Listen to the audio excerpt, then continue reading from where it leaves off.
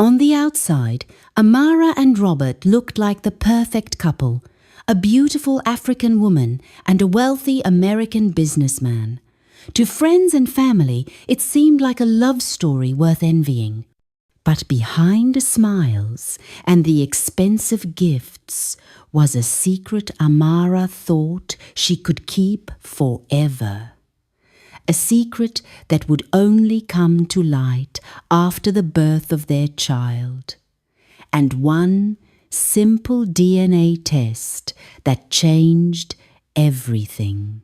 Life has a way of bringing the truth to light, no matter how deeply we try to bury it. Amara thought she could live two lives, one in America, one in Nigeria, and that neither would ever collide. But secrets have a strange way of finding their way to the surface, often at the moment we least expect. In the end, she lost everything. The comfort, the stability, the trust she had in Robert, and even the respect of the man she claimed to love back home. Her choices left her standing alone, with nothing but regret and a baby caught in the middle of a truth too heavy for such small shoulders. And Robert, he learned a painful but important lesson. Love without honesty is a fragile thing. No matter how much you care for someone, if the foundation is built on lies, it will crumble when the storms come. The moral lesson here is simple. Honesty may not always be easy, but it will save you from the kind of pain that deception always brings. For those chasing a better life, remember, there is no shortcut worth the cost of your integrity.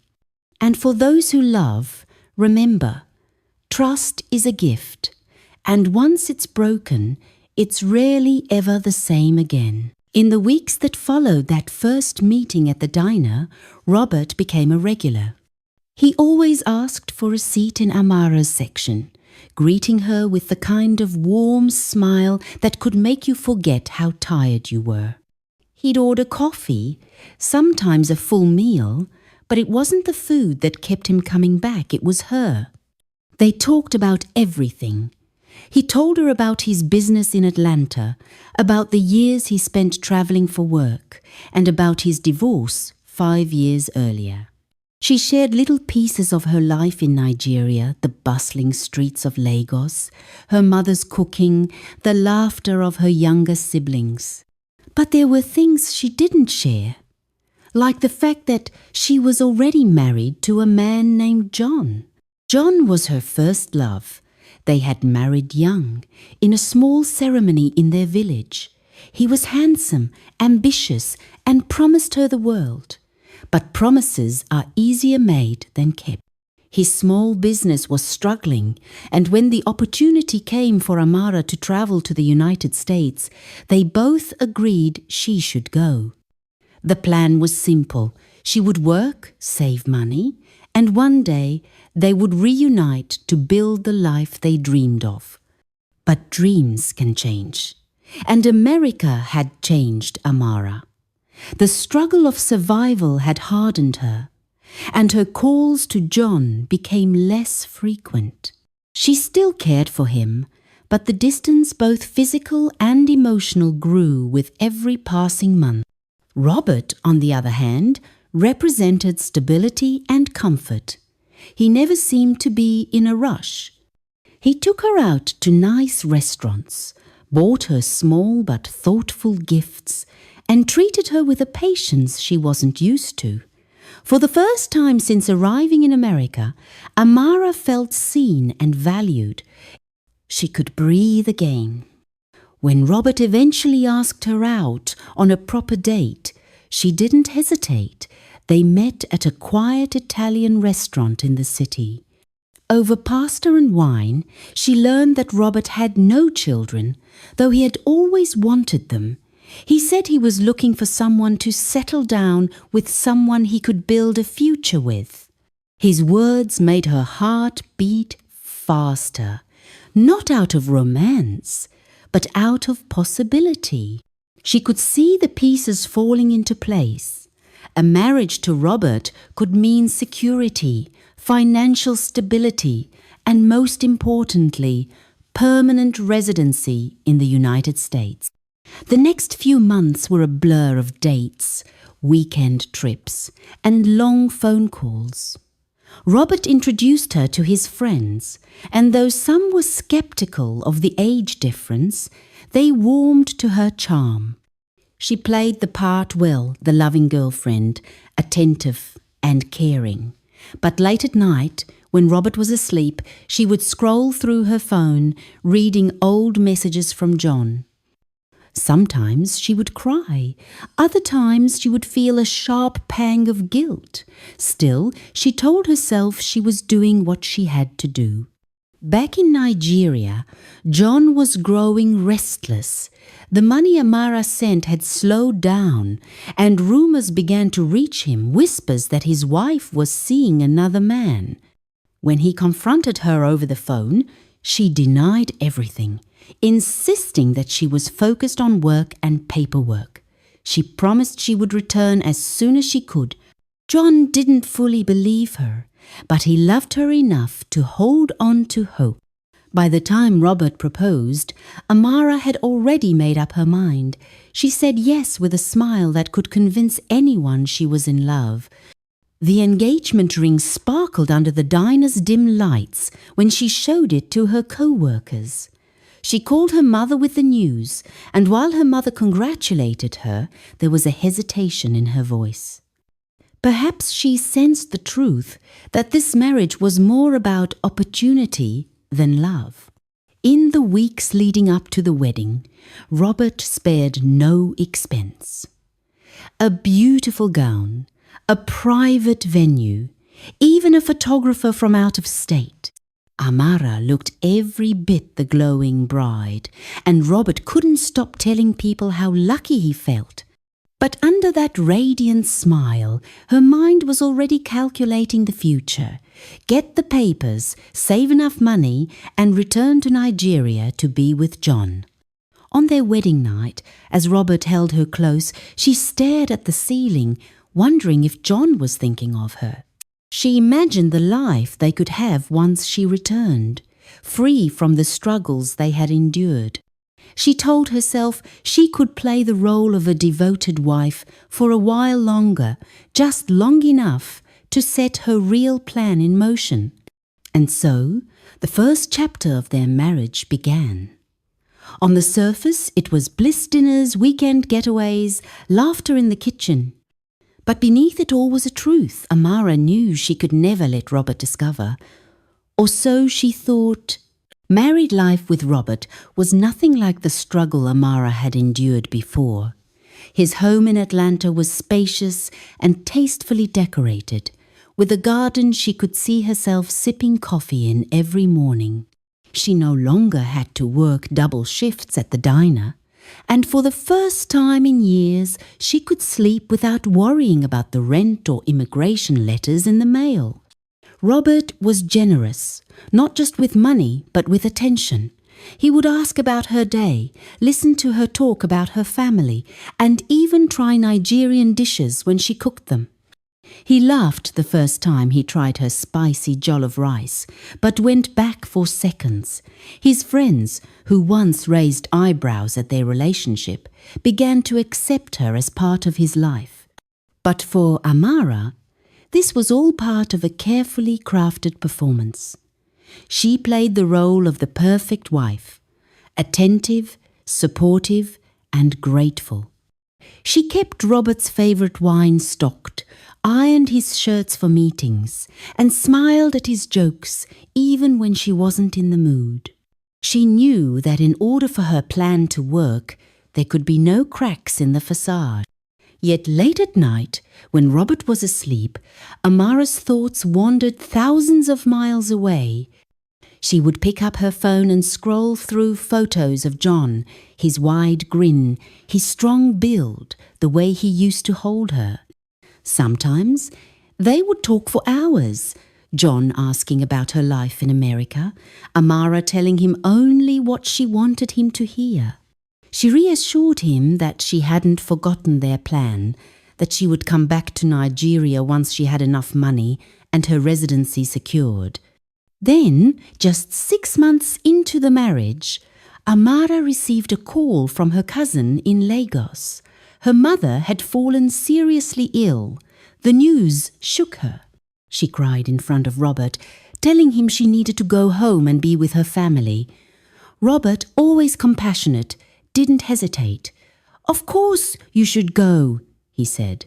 "Family comes first." He even paid for her ticket and pressed a wad of cash into her hand before she left.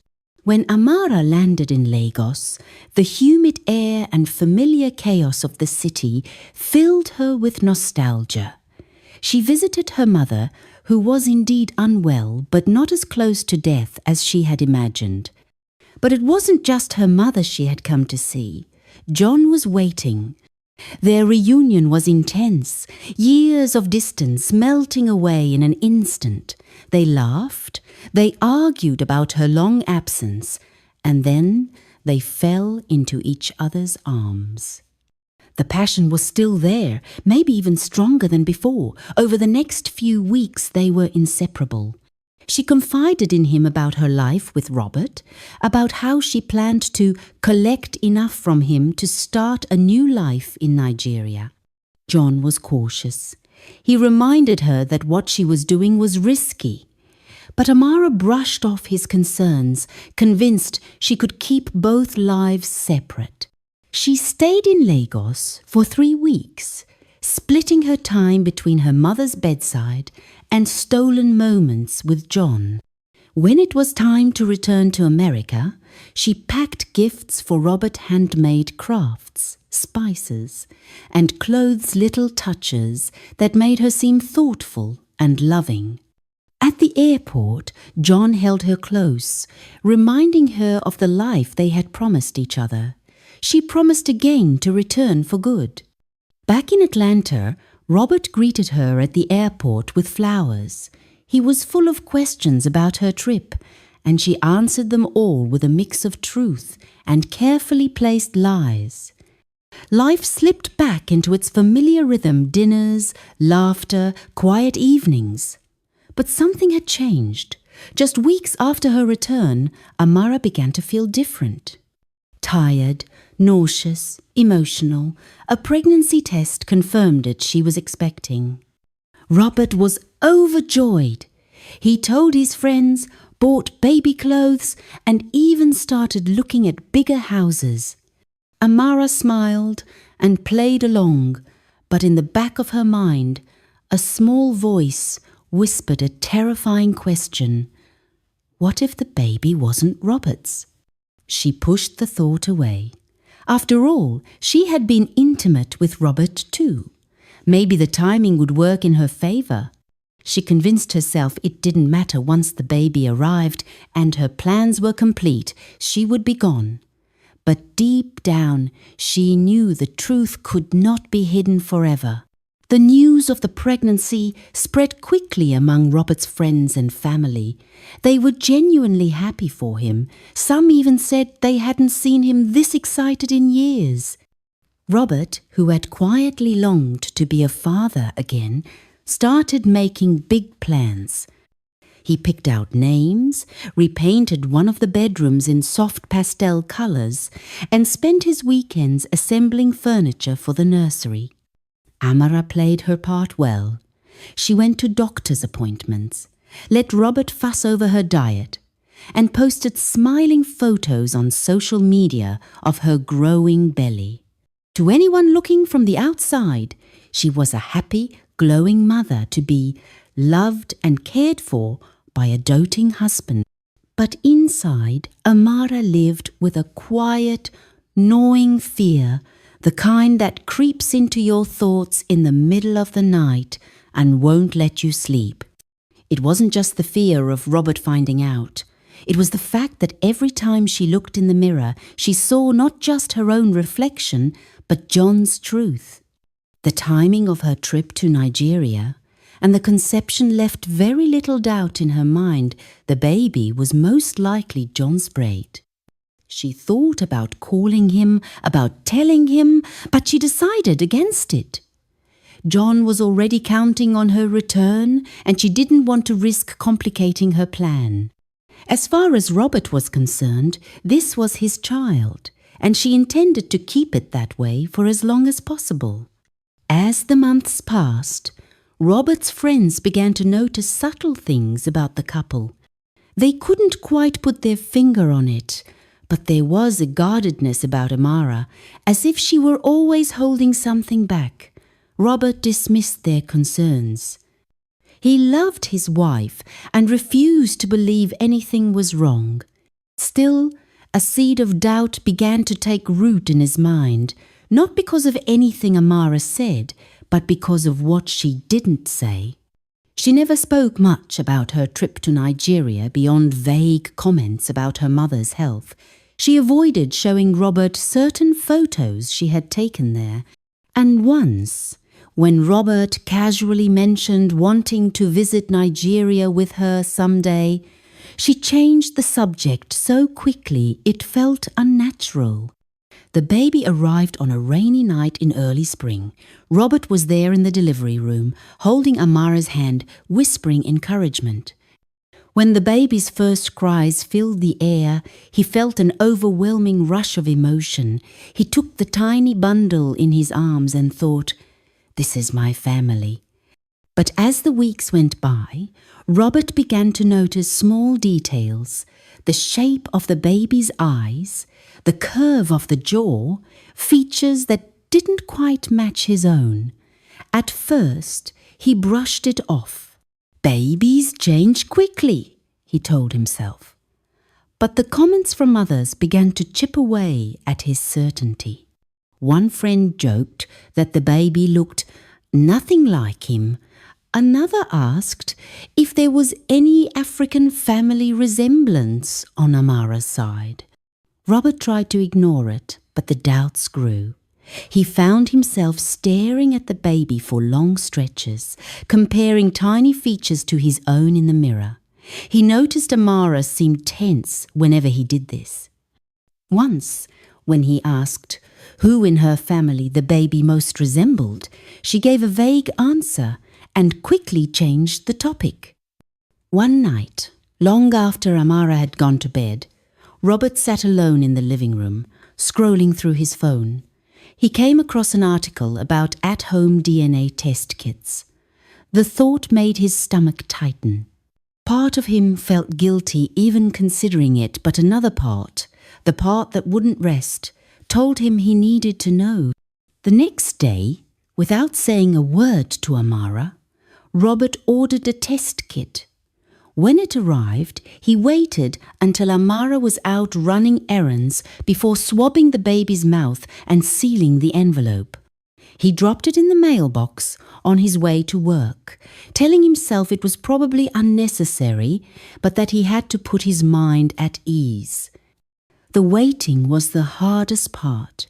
Each day, Robert carried the weight of a question he couldn't share with anyone. He smiled when Amara spoke about the baby's milestones, laughed when she sent him pictures during the day, but underneath it all, his heart was restless.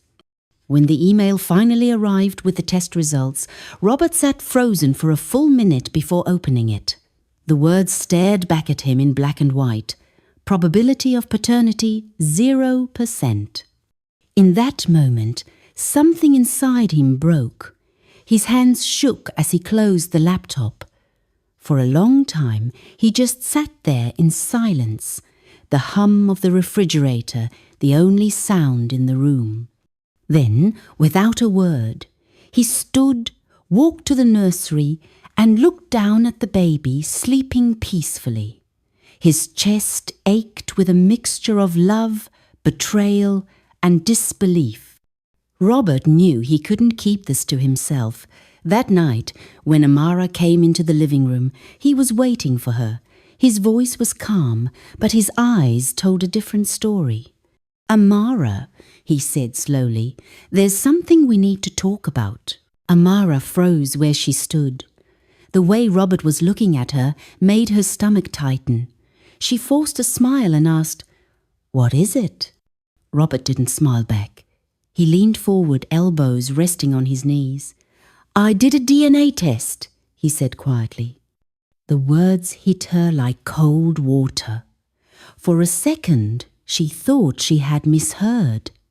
But when she saw the tension in his jaw, the way his hands were clenched together, she knew exactly what he meant. Her mind raced for a response. "Why would you do that?" she asked, her voice trembling. "Because something didn't feel right," Robert replied. "And now I know why. The test says there's 0 chance this baby is mine. 0. Silence filled the room. Amara's lips parted, but no words came out. She had played this moment over in her head before, imagining how she might lie her way through it. But now, under the weight of his steady gaze, the lies felt heavy and useless. "Who is the father, Amara?" Robert asked. His voice was low, but there was a sharp edge to it. She swallowed hard. Her hands shook as she sat down across from him. "His name is John," she said finally. "He's my husband, my real husband, back in Nigeria." Robert's expression didn't change, but his eyes hardened. "Your husband?" Amara nodded, tears spilling down her cheeks. The story tumbled out in broken sentences, how she had married John years ago, how she had come to America to find work, how she had stayed longer than planned, how meeting Robert seemed like a way out of her struggles, a way to secure her future. She told him about the trip back to Nigeria, about seeing John again, about how one thing led to another. She admitted that the pregnancy was almost certainly John's, and she confessed, in a voice barely above a whisper, that she had planned to take as much as she could from Robert and return to Nigeria for good. Each word felt like a blade, cutting away the image Robert had of their life together. He sat back, his breathing steady but shallow, as if he were trying to hold himself together. "So everything," he said slowly, "everything between us was a lie?" Amara shook her head quickly. "No, Robert, it wasn't all a lie. I care about you. I do. I didn't know how to stop once it started." He gave a bitter laugh, not out of humour, but disbelief. "You married me while you were still married to someone else. You planned to steal from me, and you let me believe this child was mine. Tell me, Amara, which part of that was the truth?" She tried to reach for his hand, but he pulled away. The space between them felt like a canyon now too wide to cross. For a long time, neither of them spoke. The only sound was the faint hum of the refrigerator and the ticking of the clock on the wall. Finally, Robert stood up. "I need you to leave," he said quietly. Amara's eyes widened. "Robert, please!" "I said leave," he repeated, his tone firm. "I'll make arrangements for you and the baby, but I can't have you here. Not after this." His voice didn't rise, but there was finality in it that made her chest tighten. She wanted to argue, to explain, but deep down she knew there was nothing she could say that would erase the damage she had done. That night, Amara packed her things in silence. Robert didn't help, didn't stop her, didn't say goodbye. When she walked out the door carrying her child, the only sound was the soft click of the lock behind her. In the days that followed, she stayed with a friend while trying to figure out her next move. Calls to John were filled with tension. He was happy to hear she had left Robert, but when she told him Robert had discovered the truth before she could take anything from him, his voice turned cold. "So you went through all that? And you came back with nothing?" he asked. Amara realized then that she had gambled and lost everything: Robert's trust, her stability in America, and even the respect of the man she had risked it all for. Robert, meanwhile, threw himself into his work, trying to rebuild the life he thought he had. Friends rallied around him, offering sympathy, but he kept the details private. The pain was his alone to carry, and he intended to carry it quietly. Life has a way of bringing the truth to light, no matter how deeply we try to bury it. Amara thought she could live two lives, one in America, one in Nigeria, and that neither would ever collide. But secrets have a strange way of finding their way to the surface, often at the moment we least expect. In the end, she lost everything: the comfort, the stability, the trust she had in Robert, and even the respect of the man she claimed to love back home. Her choices left her standing alone, with nothing but regret and a baby caught in the middle of a truth too heavy for such small shoulders. And Robert, he learned a painful but important lesson. Love without honesty is a fragile thing. No matter how much you care for someone, if the foundation is built on lies, it will crumble when the storms come. The moral lesson here is simple. Honesty may not always be easy, but it will save you from the kind of pain that deception always brings. For those chasing a better life, remember, there is no shortcut worth the cost of your integrity. And for those who love, remember, trust is a gift, and once it's broken, it's rarely ever the same again.